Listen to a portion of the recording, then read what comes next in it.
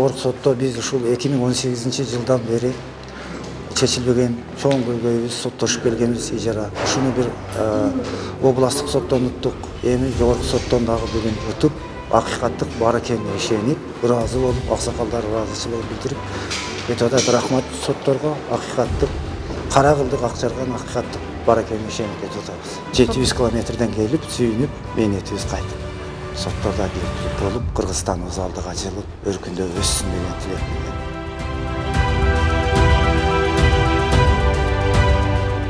Biz 94-жылы кооптуу жерге жайгалашканыбызга байланыштуу жер алган элек, өкмөт токтоодун негизинде.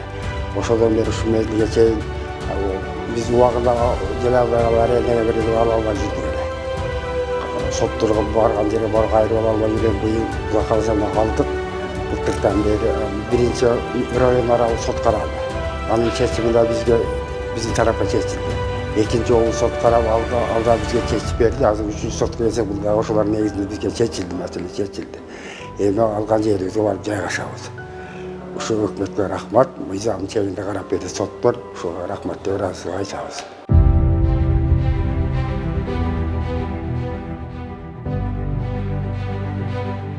Мен бүгүнкү сотко биздин Карагөз айыл өкмөтүндө кооптуу участокто жайгашкан жарандар бар.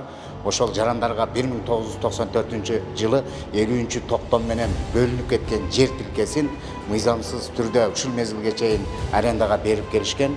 Азыр ошол Карагөз айыл өкмөтүндө 68 үй бүлөнү кооптуу участоктон көчүрүп чыгышыбыз керек.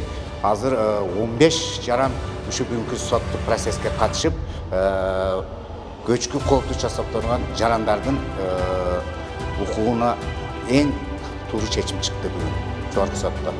Менимче азыр кооптуу участоктон 15 үй бүлөнү көчүрүп чыгып, коопсуз участокко жайгаштырам деген ишенимде сүйүнүштө кетип атам бүгүн жогорку сотто.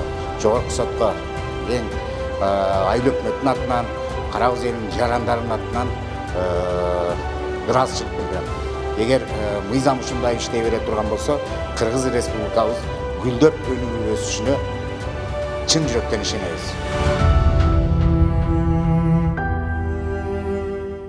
Работой Верховного суда во всех уровнях судебной системы я очень доволен, рад, профессионально, грамотно, все четко, все в рамках закона, с учетом интересов всех сторон, принято правильное законное решение.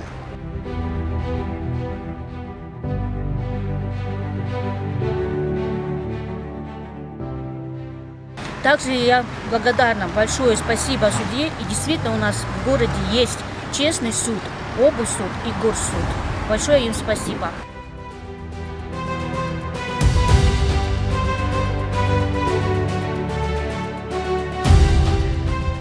Непредвзятость судей, их объективность, подчинение только Конституции, то есть соблюдение вот этих принципов при отправлении правосудия, и послужило тому, что в отношении моей, подзащитной Шефигулиной был постановлен оправдательный приговор.